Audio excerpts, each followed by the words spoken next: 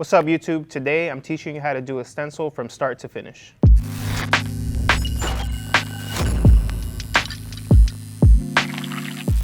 Alright guys, so there's usually two ways to do a tattoo stencil. I'm going to teach you the old way that I used to do it, which is the more common way people used to do it. And I'm going to teach you the modern way to do it, which is on the iPad and with the stencil machine, as you see right here. So to start, let's talk about the old way to do it. I'm sure there's people that still do it this way, but this is not the way that I do it anymore. I can tell you the pros and cons and what is the old way. So the old way to do it is when you print out a design like this and you place it on top of a stencil, thermofaxed sheet of paper, whatever you guys want to call this, but we call it stencil paper. So you place this design on top of the stencil paper and you usually trace it with a pen or a pencil. Once you do that, you can either do it directly on top of the paper that you printed out, or you can tape it onto the stencil paper and do it on top of this. But honestly, the cons of doing that, I'll get to the cons first because I feel like there's more cons than pros. The cons of doing that is you get wrist pain. So sometimes stenciling this out takes longer than the actual tattoo process. And if you're spending 2 hours drawing this out with a pencil and you're applying a lot of pressure on it, because what you want is the carbon from this purple stencil paper to be on the back of this. So you're putting enough pressure to stamp it on the back of this so that you can apply it to the skin. And it's even worse if you're doing it directly on top of the paper like this and then applying pressure, because now you have to go through 2 sheets of paper. So you can imagine how much, after 2 hours of that, how much pressure you're putting on your hands. And then you still have to do, the 6 to 8 hour session. So just, keep that in mind. Whenever I used to do it, I remember that sometimes I would get more pain from stenciling it out than the actual tattoo process. So that's, con number 1. Con number 2 is it's messy. You do get stencil paper on your hands and then you have just purple stain everywhere. You end up with it on places that you didn't even expect, like your face, stuff like that. The sizing of it, so whatever you print out, if you print it out this size, this is the size that it's gonna be. But there's ways to get around it. You can scan it on a printer and then print out the size that you want. But it's just more work. Stenciling it on top of this sheet of paper, as you can see, it's thicker than what you get on a stencil paper. And for that reason, it becomes a little more difficult when you put it on the body part. Especially being that most of the body parts are curved. So if you're doing it on a leg, on a weird angle like this, you start getting the paper where it gets like crumbled up. And I dislike that because sometimes you miss those important details that you don't want to miss. So that's another con. The pros, I think when you print it out like this, you lose a lot of the detail sometimes, which is a good thing when you don't want to, hyper detail a stencil. Because sometimes on the iPad, you zoom in too much to where you are getting too much of the detail from a stencil. So for me, that's a pro, because sometimes the stencil, you want it to be simple. You don't want to go too in detail with the stencil so that when it's on the skin, you can just stare at the paper and go into detail then. Because sometimes too much detail throws you off a little bit and then you have trouble going back and forth from the image to the design. So to me, that's a pro. Besides that, I think that's the only pro, really. I know a lot of people that do black and gray realism still do this technique and still go through the old school way. But me personally, I'm doing it on the iPad now. And now I'm gonna show you the modern way to do it. So me personally, I use an iPad and an Apple Pencil.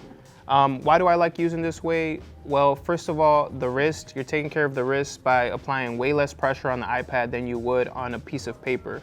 The sizing, you can play with the sizing. Honestly, you can draw it very small and then print it out very big if you wanted it to. So there's no limits to, something being like this and you tracing it this size compared to tracing it on the iPad and just printing out the stencil, which you can really blow up, make smaller. So the back pieces that you guys seen on Instagram that I've done it on an iPad, and I've just printed out 4 sheets of paper and made it into a huge stencil, just to give you some reference. Once you print out the stencil, it's literally as easy as running it through this machine, which I'm gonna explain in detail in a few minutes. But it's really that easy. As soon as you print it out, you run it through the stencil machine and that's it. There's no hard labor to it, I guess you can say. And it's easier, you know, you can add things here, you can delete things.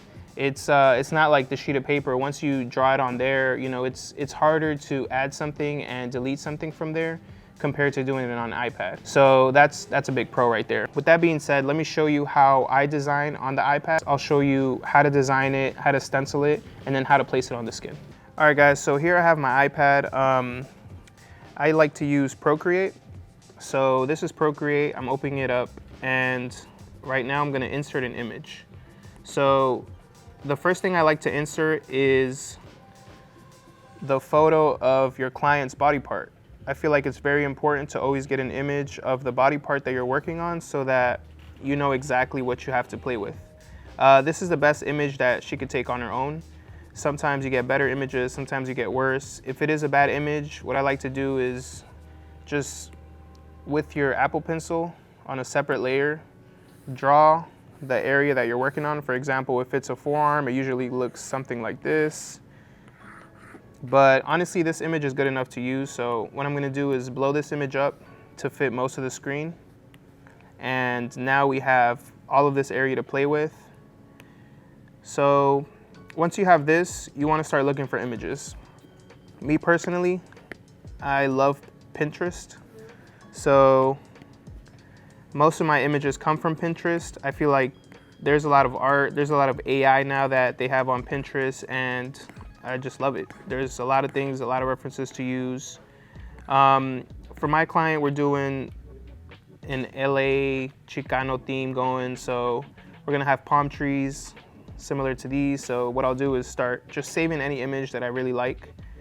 And the first thing I do is I save a bunch of images. Even if you're not gonna use them, if you like anything from the image, just save it, because sometimes it ends up working out better than a different image that you originally loved. So start saving images. And I'm gonna start looking for my own images right now, but once I find them, I start the design process. Now we're at the point where I've saved all of my references, and I went pretty simple just to, you know, not go too into depth when it comes to designing it, because this is a stencil video. So now that we have that leg, we're gonna start putting all the images on top, and I'm gonna show you what I did. So I always like to add a layer mask. On this one, I already added it. So as you can see, it says layer mask here. And what that does is it puts like a protection over the image.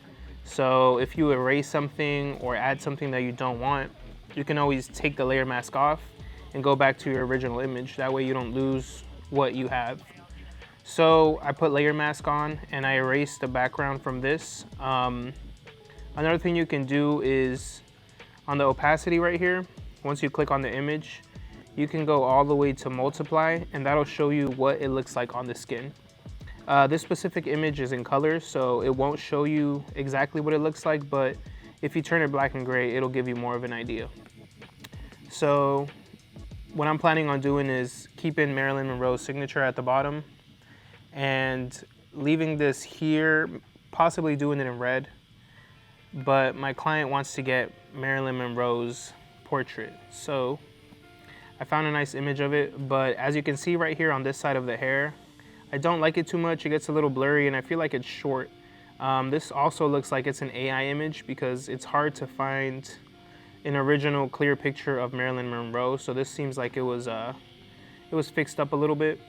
So what I'm gonna do is I got another image of a real AI version of Marilyn Monroe. So this doesn't look like her.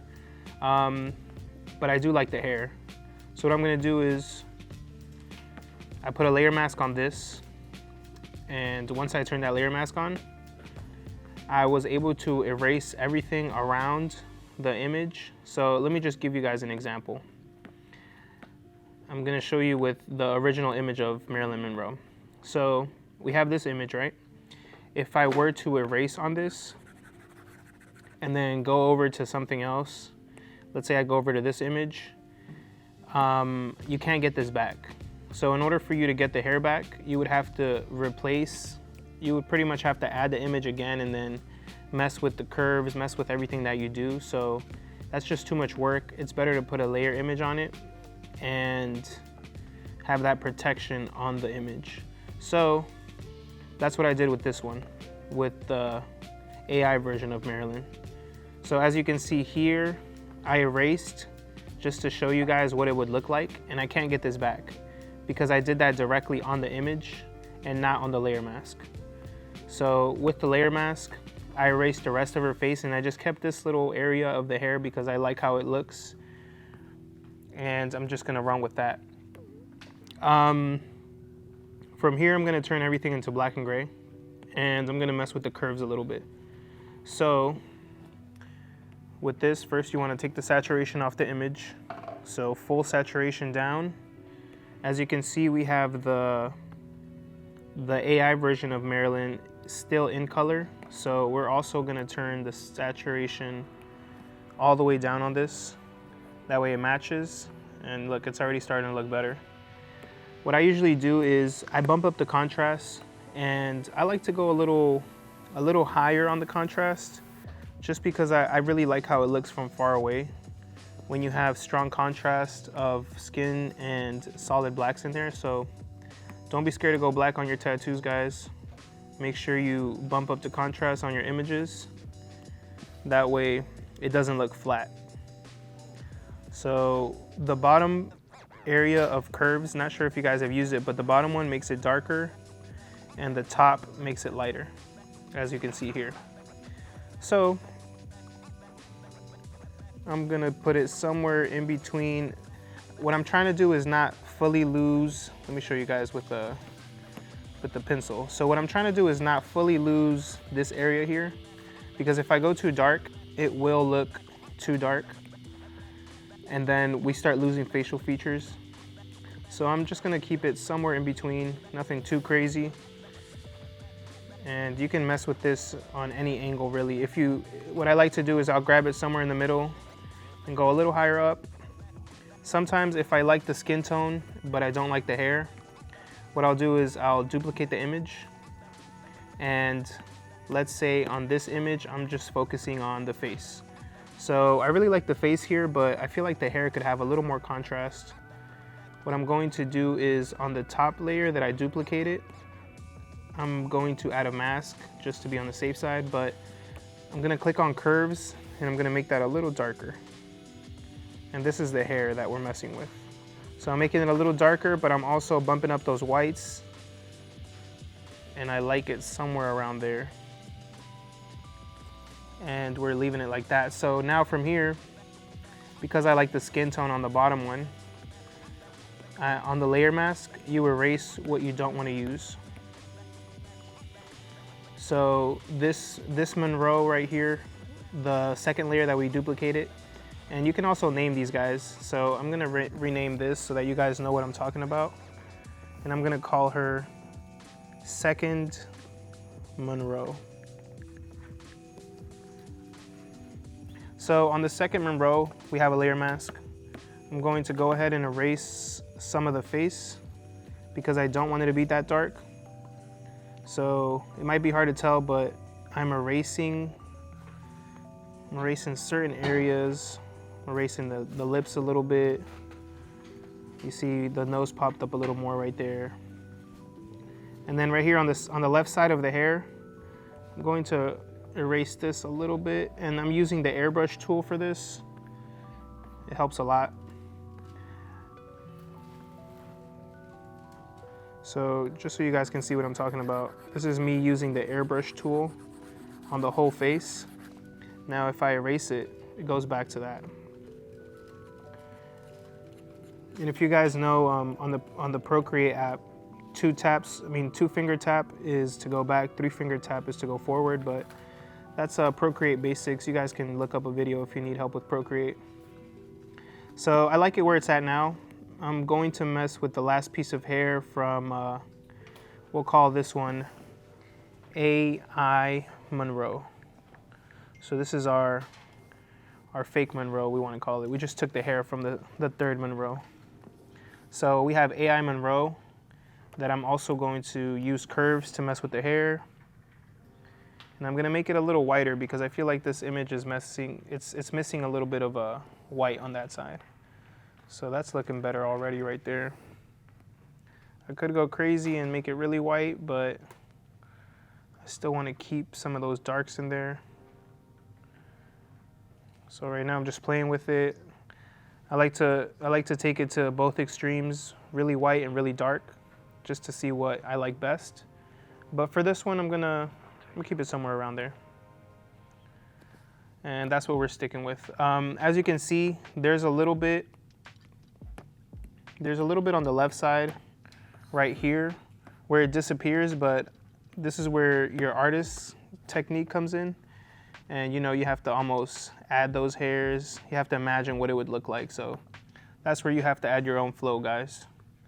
But besides that, this seems about right. And what I do is I never like to merge everything, because if I grab this AI Monroe and then merge it all the way down here with our first Monroe, just let me show you guys what I'm talking about. So if you pinch them and you merge it, it becomes one image. But I don't like to do that because sometimes I still want to go back into, let's say, second Monroe and maybe erase a little more or add something else. So what I'll do is I'll just save this image without the client's reference under it, so that this becomes a new image. So we go to share, JPEG, and we save this image, and now we have our final Monroe. And I'll trace them separately, so let me show you guys what I'm talking about. So now what we do is we close everything else out. And if you go ahead and add your new Monroe, the one that we just played with, and you don't have to move it because it'll be directly where you saved it. So if you drop the opacity down, as you can see, it fits perfectly on that area where we had it. But there's another trick that is a little easier to see what it looks like on the skin. You tap on the image. Well, you tap on the N letter over here. There's an N. You tap on that, and you go all the way to multiply. And that usually shows you what it'll look like on the skin. Sometimes the reference that the client sends is a little too dark, so you can drop the opacity on that, and it'll give you more of an idea of what Marilyn will look like once you tattoo it. There you go. And then we'll turn on the Marilyn script. I'm probably gonna do that one in red. And there you go, this is our final design. So this was pretty easy just because my client only wants the portrait. I still have to ask her if she's okay with the letters, but if she's not, no issue, we can add something else down there. She does have an existing tattoo that I've done, so I've been working on her leg for a while now. And on the right side, we have Edward Scissorhands. On the bottom, we have a clown, Chicana girl, and then we have a California landscape on the left side. So it's a whole collage going on, but this is how I designed my tattoo for a portrait. All right, guys, so now that we're at this point, I'm going to show you guys how to stencil the tattoo design and the real reason why everybody's here. So let's get to it. So once here, we add a new layer, and this is our final draft of Marilyn Monroe. So I'm just gonna type it out for you guys so you can see what I'm talking about. This is our final, let's put final design. We have our final design. We add a new layer on top. I like to close out the last image of the client's leg, just because I don't want anything there that is going to distract me. So this is our final image of Marilyn Monroe. Now that we've added it, we will go to our new layer and start the stencil process. So when it comes to stenciling, me personally, I like to use the technical pin. And I've messed with the technical pin to the point where I feel like it's perfect for me, for my own preference. If you guys want to copy what I have for the brush, feel free to do that. So I'm gonna tap on everything so that you guys can see how I have it. My stabilization, you can screenshot it. This is where my taper's at.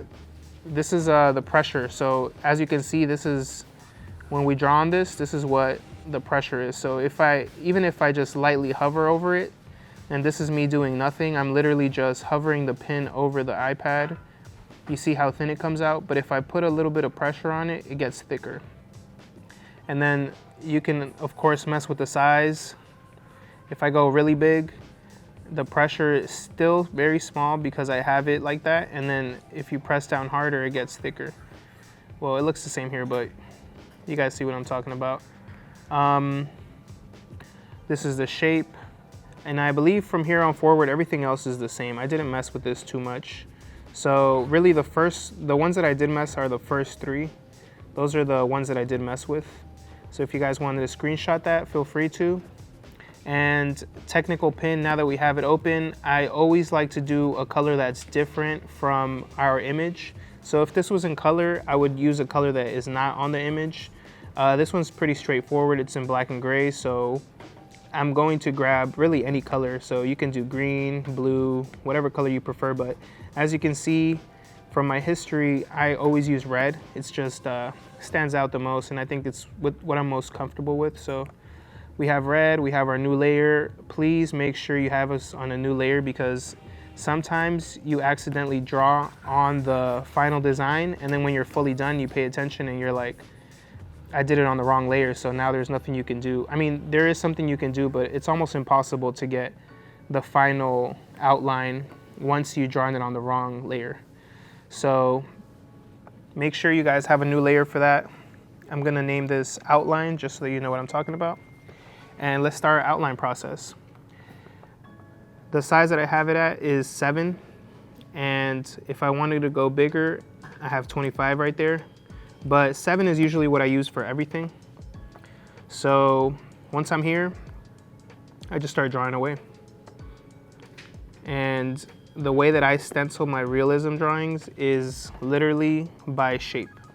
So even though these lips might look like they have lines in between, or you know, like maybe the teeth, you're imagining your teeth and you're like, I know that they have a full line that goes all the way down, like this for example. Or the nose, you know that we have like this curve down here, and then you have a curve here that goes like this. What I do is, if it's not on the image, I just won't trace it. So I literally trace what's on the image, and I literally tattoo what's on the image. And that's why it's called black and gray realism. So we're tracing shapes right now. And if it looks too dark, what you can do is drop your opacity. But I like how it looks here, so I'm just gonna stick to this. So as you can see for the teeth, I'm not doing the line all the way down, even though in your head you know that your teeth are like that. But for the tattoo, you never wanna, I mean, you can add your own flow to it, but when it comes to something that you want to look exactly like what it is, for example, Marilyn is such an icon, everybody knows who Marilyn is, so if you were to do something that you think would look nice on her face, it just wouldn't look like Marilyn anymore. So yeah guys, black and gray realism, make sure you trace the shapes and just stick to what you see. This is probably gonna take the longest. Stenciling for me usually takes, I wanna say a good hour to 2 hours, just because I take my time on it. And this is where some people go a little lazy, honestly. I like to call it lazy because I don't do it as much. If it's something straightforward, like a sign, a name, or something that has solid shapes, they do have apps for it. They have an app called Stencil app, and I think Ghostline. And you know what? I'm gonna show you guys what it would look like there. So let's go to Tattoo Stencil. That's what the app is called. So if we wanted to, I want to call it lazy. If we wanted to be lazy today and give this person something quick, you know, some people use it, some people don't. Me personally, I only use it if, let me see if I could find something here. Okay, perfect example. The Maryland M. If we throw the Maryland M in here, there's a bunch of shapes, and most of them are very solid. Even if you zoom in, there's barely any blurriness. So this is a super solid design right here. If you do throw this in here and run it through the app, you will get a perfect design, a perfect stencil. So what do I use this for? Stuff like this. Stuff that is straightforward. It's almost like a sticker, like a stamp. You know, if you're using it for other stuff, then good for you. Me personally, I don't like to use it as much. I call it the lazy way because I feel like it gives you, if your designing process, if the stencil process takes, let's say, an hour or two, right? People want to avoid that, but you're spending an extra hour or two during the tattoo process if you can't read the stencil. So I guess the option is up to you. Do you want to spend an hour or two in the beginning and have a nice, easy flowing tattoo, or do you want to rush the beginning, you know, get that out the way, and then for your tattoo process, it take an extra hour or two tattooing it? You know, I guess that's personal preference. Me, I'd rather be prepared with the design at the beginning and then let the tattoo process be easy. So, personal preference, guys. Let's go back to our stencil process. So, I'm literally stenciling shapes right now, the lips. I do like to focus with the harder stuff first. For me, it's the lips, nose, eyes, because those are the most time consuming. And then for the rest of the face, what I like to do, as you can see, I'm pretty zoomed in for the lips, just because I'm trying to, you know, be very like, I guess you could say a perfectionist when it comes to the lips and all the really prominent facial features. But when it comes to the shadows on the face, I actually zoom out and I look at it from far away because for me, that's easier to see it. If you zoom out, what you can do is zoomed out, you can see this like white shape that becomes very visible to you once you zoom out. But when you're zoomed in, it's hard to tell. Like, for example, I'm super zoomed in right here. It's a little harder for me to tell where this white shape is. I still see it, but then I see this one too. And you know, there's nothing wrong with it, but I like to do both. I'll zoom in and I'll zoom out, and I'll try to see what works or what doesn't. It's all personal preference too, but for me, this is the way that I like to do it. For example, right here on the collarbone area, as you can see, we have that, we have this shape, we have this shape right here, and then we get the other gray tones. For example, we get this shape right here, we get a bigger shape that goes around that. So it's all about shapes, guys, and that's how I like to look at it. All right, guys, so from this point, I'm going to finish the stencil. This usually takes me about an hour or two, so just to keep this video going, I'm sure you guys don't want to see an hour or two of me stenciling, but if you do, leave it in the comments. But no, I'm just gonna go ahead and fast forward this part. You guys are still gonna see the time lapse, but I'm just gonna fast forward it while I'm doing it so that you guys can get an idea of what it's gonna look like closer to the end. And I'll start talking again when I'm closer to finishing up the design.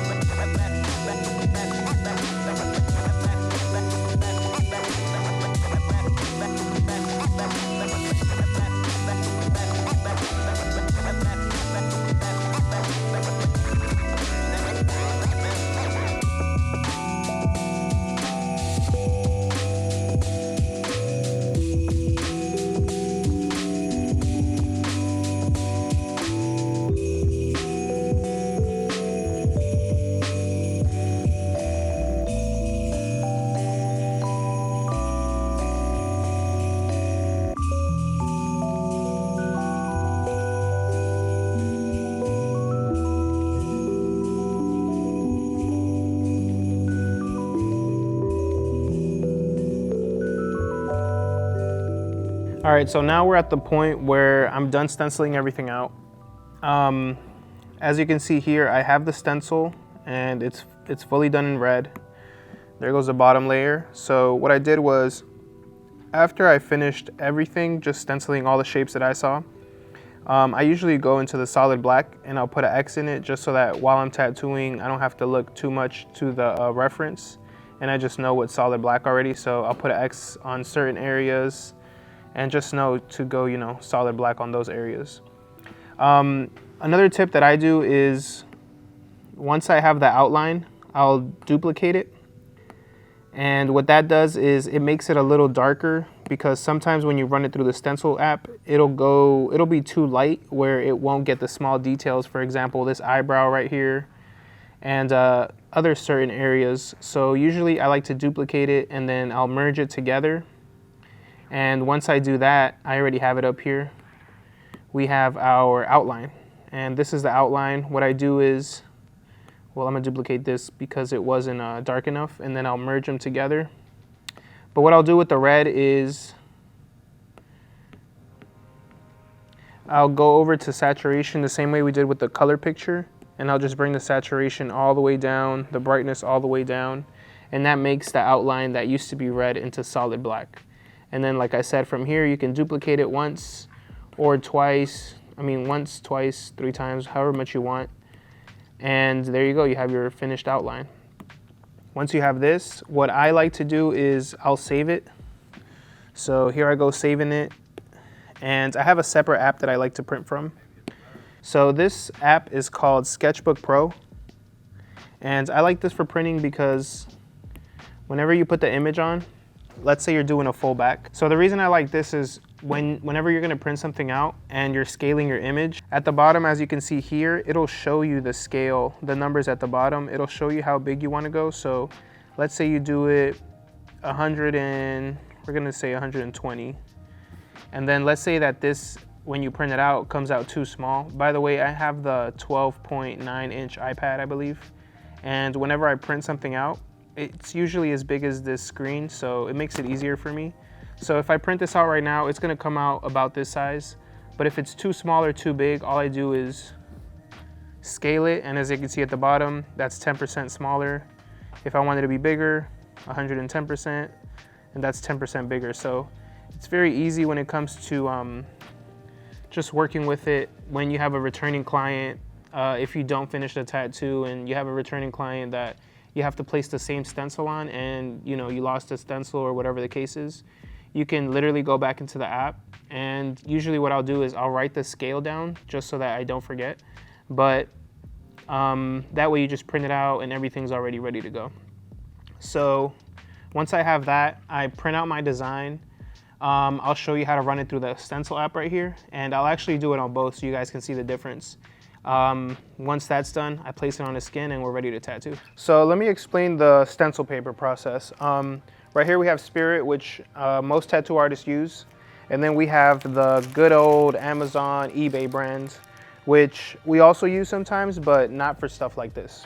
Why do we not use it? First of all, this paper is very cheap. So this is like a wax, like parchment almost paper.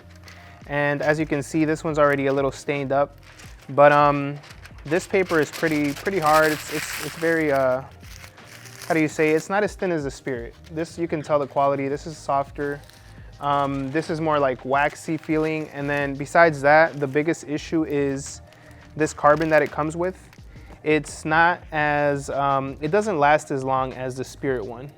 I think you can almost see the difference when you stare at them both too. This one's a little darker.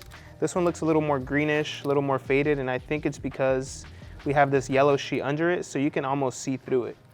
But what do we use this for?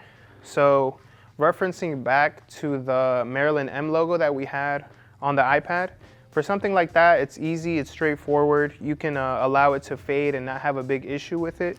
But when I'm doing portraits, me personally, I do not like to use anything that's not Spirit, because I can trust Spirit, and I'm not sponsored by them. They didn't pay me to say this, but it's just a good stencil paper.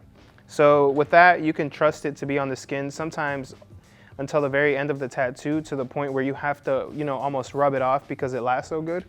So that's Spirit, and that's why I personally like using Spirit. Let me show you guys how it comes out on both. So right here we have our good, this is a newer one, but this is a $150 stencil machine. And I think they're actually cheaper. Sometimes they're like 100. It just depends where you get it from. This one's from Amazon. And then we have big boy over here that, traditional artists mainly use. This one was like 1,000 something. It was more than 1,000. And this one is it's like a heat activated one. I think this one's also heat, but this one you can really feel the heat. And this one has levels, so it goes from darker to lighter. As you can see here, it says dark and then light. And I do like this one, but for small detailed stuff, it's very hard to get only those small details. And I feel like this one is sometimes gets a little too hot, or sometimes it's not hot enough where you have to run it back in there. And it'll cause the image to just either be blown out or be too light to where you miss those small details. I do like this one, and it's crazy because this one's cheaper. So I like this one because I never have a problem with it. I've been using these my whole tattoo career, honestly. I got this one for the shop because I thought it would be more efficient, but it turns out that none of us really like this one. And I think it's because most of us do black and gray realism. So with that being said, let me show you how it looks on both.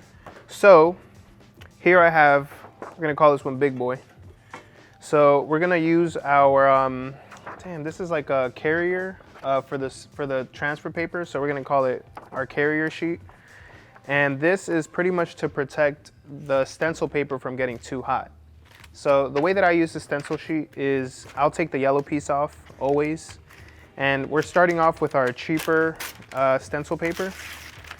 So first I get rid of the yellow sheet. And for these, you want to put this design directly on the back. Also, most stencil papers always have a sheet in between. For example, the Spirit one has this brown sheet in between. So most people get rid of that, but I'll show you what I do. So I got rid of it for this one because it's very cheap and I don't like it.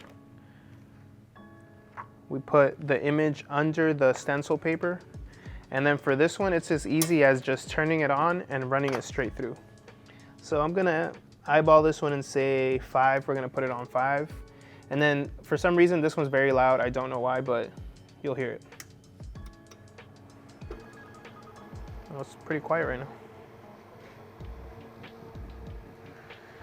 All right, so that goes straight in. And as you can see, there goes our design. Seems like I got it right with the first pass. So, good job on the China stencil paper. Came out really good actually. So, there you go. It's as easy as just putting it in. So there goes Marilyn Monroe on the cheap stencil paper and also on our Big Boy thermal fax machine. I'll put this to the side and let me try it again with our stencil, our Spirit stencil paper. So again, we're removing the yellow piece. And for this one, I'm also gonna remove the inside. But I have done it on the brown paper and I really like how it comes out because it wraps around the skin a little better. So again, we're putting her under the stencil paper and placing it in the middle of the carrier. If you don't put it in a carrier, it's gonna come out fully black because there's no protection. So it's weird, but that's how it works. So we turn it on again, run it once and see if that goes through. Okay, and as you can see on the Spirit one, it's gonna need a second pass. So this is what I'm referring to. It's hard to get it on the first pass sometimes. I'm turning it down a little bit because I feel that if I pass it under the same darkness, it'll be a little too much. Okay, and I feel like this one was perfect. So this is doing it with the Spirit transfer paper. And for some reason it was harder to do with the Spirit. But let me show you guys how it came out. So you see this one looks a little more distorted. As you can see on certain areas, it has a little bit too much of the thermal fax paper. And I have a little trick for that. So some people use a lint roller. I feel like the lint roller sometimes pulls too much of it out. So what I'll do is I'll grab a piece of tape and I'll just slightly dab over the areas I have too much. And it should take those off. In this case, it doesn't look like it's taken too much off, and I feel like it's because we ran it through the Big Boy over here. That one, it just blows everything out. It comes out a little too dark. If it was traditional, it'd be cool because we run the image there, the lines are thicker, and you don't have to worry about small details. But as you can see, this one, around the eye, everything gets lost. And it's just hard to see it. You could still use it, but you know, it's not as best as it could have been. So this one, first option actually came out way better, which is crazy. That almost never happens, but we'll put those to the side. Now let's try it with our $150 stencil machine. So same thing, I'm removing the yellow sheet on the back. There is a way that you can pull this through first and then just have this in the back, and then it'll just run this part, but honestly, it makes my life easier to just do it this way. And then of course, let's check, make sure that there's no sheet in between. This one doesn't have one. And again, this is a cheaper stencil paper. So for this one, we put it in through the back, and you just want to make sure that it's even. If not, it will mess up the machine. It'll like jam on you. Once it's in there, we put Marilyn Monroe. Me, I like to put my images face down for some reason, but as long as the image, the black outline of it, is facing the purple part of the stencil paper, you're good. So we put it in. So, well, give me a second. Let me make sure this is turned on. Oh, that might help. Yep, there you go. All right, so of course, after you turn it on, put the paper in there. It'll feed it a little bit for you, and then all you do is press the green button, copy. And usually you have to guide this one because there's instances where the stencil paper will start going in here, and then it'll just mess up the whole image and you have to do it again. But as long as they're both just separate from each other, that's all you want. And like I said, this is my favorite way to do it. This is how I've done it, honestly, my whole life. I didn't get this until last year, really. Well, I think it might have been this year, so it's fairly new. But as you can see, well, I'll show you guys right now. This is our cheap China stencil paper, but once it's done, all you do is lift up these two tabs, and then see if this is how you like it. So let me just give you guys a comparison from the other one. This one looks a little darker. On this one, all the small details right here seem to have not come out. I really like how all this looks, but I don't like how this middle part looks. And that could be because of this, or it could be because of the paper. So let's try it with the Spirit stencil paper and see what happens.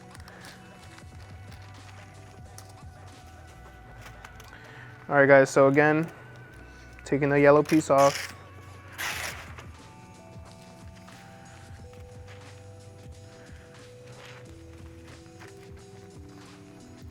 Feeding it through the back, making sure it's even.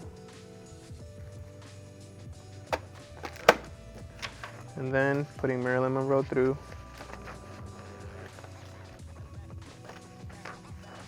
And we press copy. So if all comes out good, this should be the best one.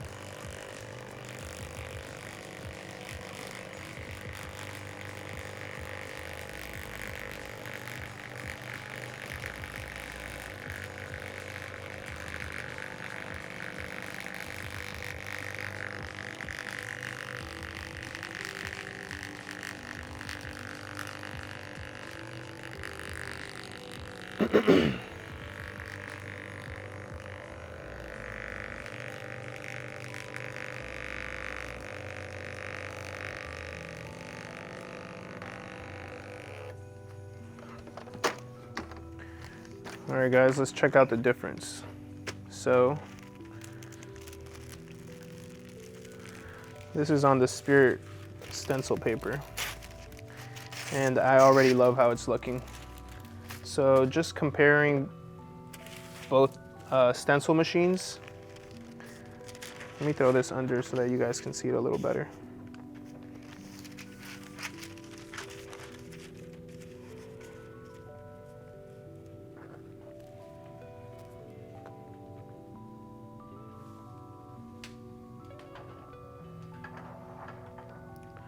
So as you guys can see, the one on the right is the one that we did with the $150 stencil machine.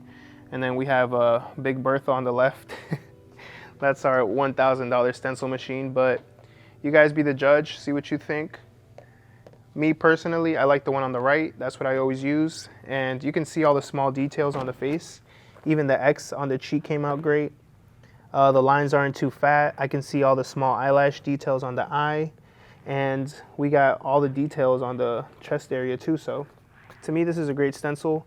Like I said, if there is an overlap of stencil, all we do is with a piece of tape, take some of that off, and it usually gets it on the sticker. But this one looks perfect, honestly. This one doesn't look like it has too much. And there you go, guys. That's the stencil. Now let me show you how I place the stencil on the skin. So usually what you want to do is clean the skin really good with some type of soap. This right here is green soap. Most of the tattoo artists know it in the industry, but if you don't, it's pretty easy to get. You can get it from any tattoo website. So usually I like to shave the skin first with a new razor, of course. Razor.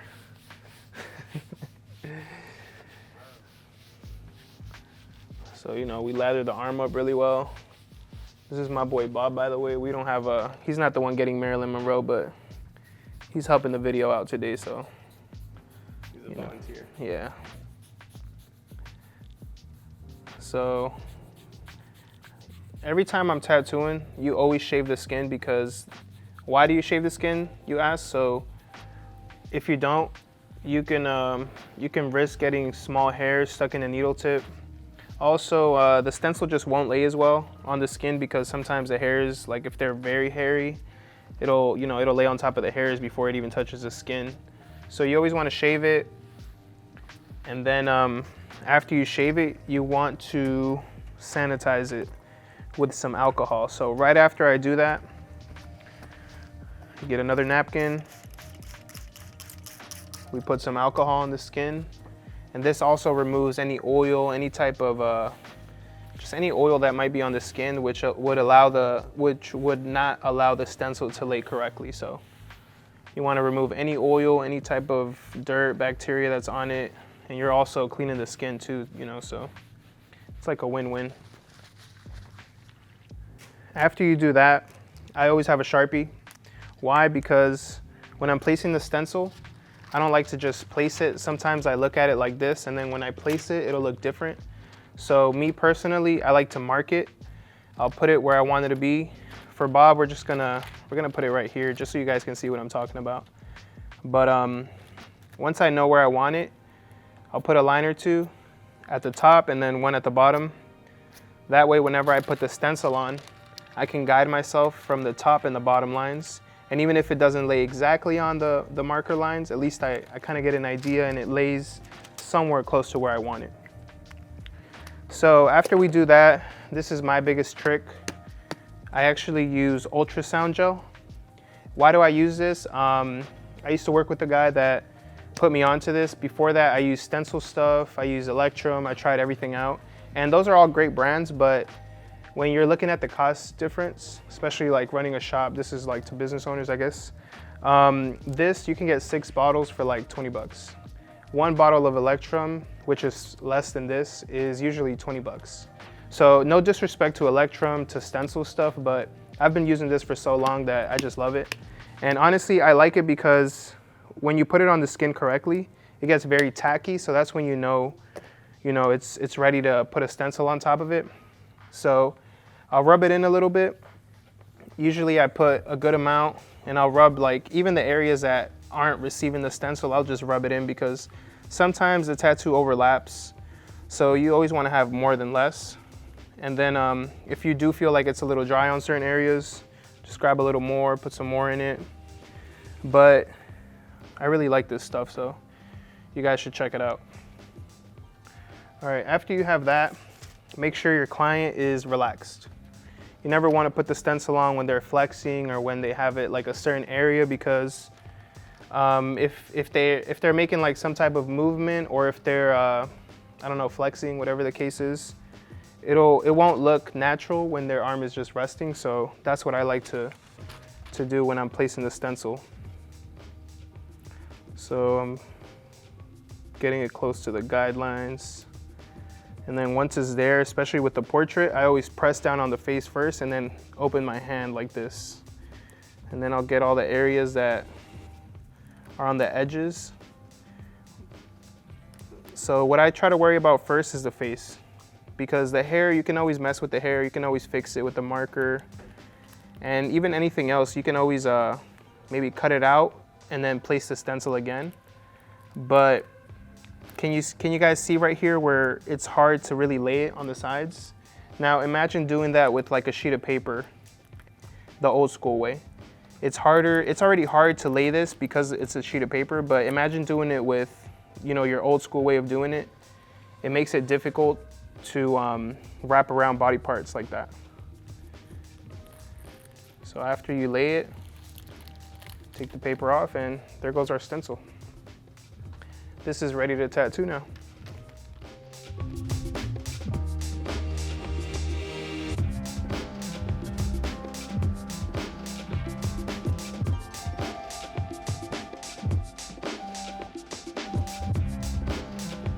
All right guys, so this is the end of our video. I hope you guys took some type of, you know, knowledge from it, and I hope I can help you place a better stencil the next time you do it.